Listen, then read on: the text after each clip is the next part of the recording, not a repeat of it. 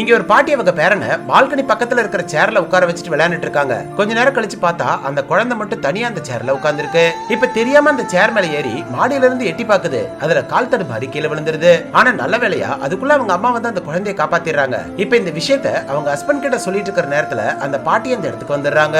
வந்து இவங்க பேசுறத கேட்டதுக்கு அப்புறம் தான் அவங்க செஞ்சது தப்புன்னு நினைச்சு வருத்தப்படுறாங்க. ஏன்னா இந்த பாட்டிக்கு ஞாபகம் மறதி இருக்கிறதுனாலதான் குழந்தைய மாடியில தனியா விட்டுட்டு மறந்து போய் கீழே வந்துடுறாங்க. சோ இதுக்கு மேல இவங்களை வீட்டுல வச்சிருந்தா அவனோட குழந்தைக்கே ஆபத்துன்னு கூட்டிட்டு போய் ஒரு நர்சிங் ஹோம்ல விட்டுட்டு வரதுக்காக போறான். அது தெரிஞ்சது அந்த பாட்டி இனிமேல் அந்த தப்பை செய்ய மாட்டேன்னு இவன் காலில் விழுந்து கதறாங்க.